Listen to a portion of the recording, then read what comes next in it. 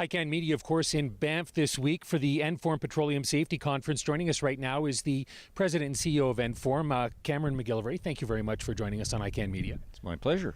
Tell us a little bit about the conference you've got going on here. It's a 63rd annual one. Tell us what this one is involving. You know, this one is embracing in a broad way the safety culture concept. So while we didn't strike a specific theme, all of the pieces of this conference and the various sessions fit into a broad umbrella of safety culture. When you consider that this has been going on for 63 years, easy to come up with new topics and new directions for the conference to go in? Well, one of the great things about being in the oil and gas business is it changes daily. The technology changes, the kind of work and where it works changes. So, for example, we look at new technologies like fracking, deeper wells, higher pressure wells in different areas of the province and in different areas of Western Canada. So we have to keep up with the changes that go on by changing the way we approach safety.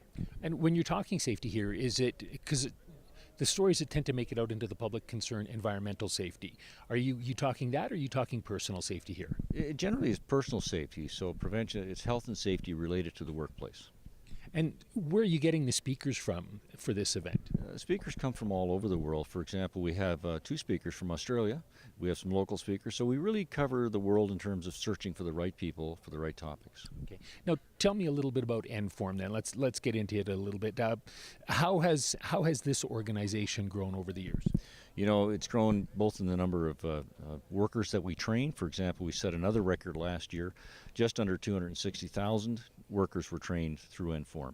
And we do that through a series of private trainers that we train to train our course, and then we audit their performance. So this gives us a broad reach. We train all across Canada, we train in the territories, and we've trained in 40 different countries around the world. So it's important, obviously, that the people that go onto the rigs and go into this industry are well prepared for any sort of hazards that may pop up.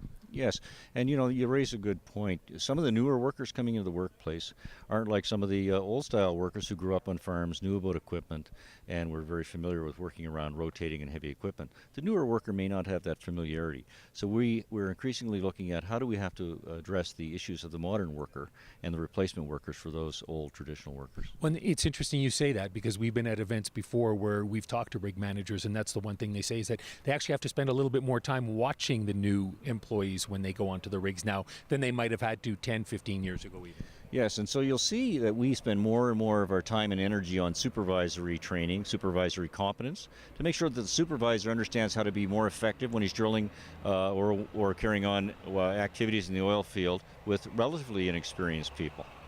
When it comes to the courses offered, what sort of areas are you focusing on? You know, we have sort of our standard suite of training that most people that come into this workforce for the first time need. So everything from first aid, fall protection, confined space, H2S Alive. There are several, probably half a dozen basic courses, and we move on from there depending on the nature of the work they're doing. And the name of the organization escapes me right now, but you've joined forces with a Human Resources Group this past year? Yes. Sorry, yes, the Petroleum Human Resource Council. Okay. And they're looking at projections of the workforce, how it will change, how many jobs will be created over the next 10 years, and what specific skills are needed. So that really reinforces our approach to training. What are the skills? How do we train those people? Cameron, thank you for your time. Thank you. We've been chatting with Cameron McGillivray here at the Petroleum Safety Conference taking place in Banff.